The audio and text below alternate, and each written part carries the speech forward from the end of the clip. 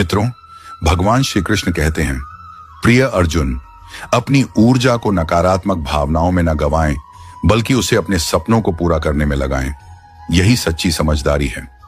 जब हम किसी की सफलता देखकर ईर्ष्या करते हैं, तो हम अपनी ऊर्जा को नकारात्मक दिशा में मोड़ लेते हैं।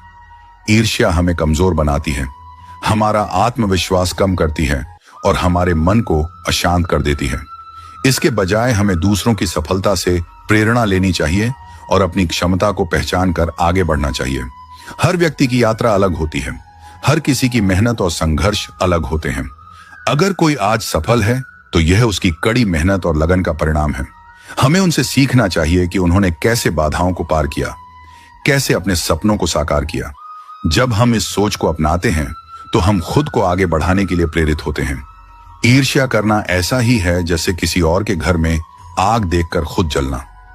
इससे हमें कुछ हासिल नहीं होता, बल्कि हम अपना ही नुकसान कर लेते हैं। जो लोग अपने लक्ष्य पर ध्यान लगाते हैं, वे नकारात्मक भावनाओं से दूर रहते हैं और जीवन में सफलता प्राप्त करते हैं। सच्ची सफलता वही है जिसमें हम दूसरों की उपलब्धियों से प्रेरणा लेकर अपनी राह खुद बनाएं। किसी और की खुशी देखकर दुखी होना हमारी सोच की कमजोरी को दर्शाता है।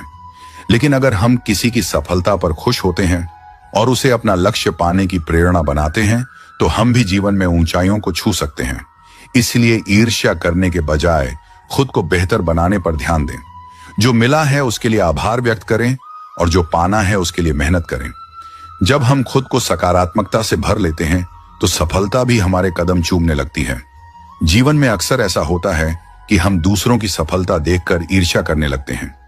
किसी का आगे बढ़ना, किसी की तरक्की या किसी की खुशहाल जिंदगी देखकर कई बार मन में यह भावना आ जाती है कि हम क्यों नहीं। लेकिन ईर्ष्या करना अपने ही सुख शांति को नष्ट करना है। यह एक ऐसी आग है जो जलाने वाले को ही भस्म कर देती है। प्रिय साथियों, बताइएगा कि आज का यह प्रसंग आपके मन को कैसा लगा। अगर आपके दिल में श्री कृष्ण के लिए सच्चा प्रेम है, तो वीडियो को एक लाइक दें और कमेंट में पूरे भाव से लिखें, जय श्री कृष्ण। और अगर आप सेवा भाव से इस भक्ति यात्रा में सहयोग देना चाहें, तो स्क्रीन पर दिए गए QR कोड से अपनी क्षमता अनुसार दान करें। आपका छोटा सा सहयोग भी श्री कृष्ण प्रेम के संदेश को आगे बढ़ाने में आशीर्वाद बन जाता है। जय श्री कृष्ण।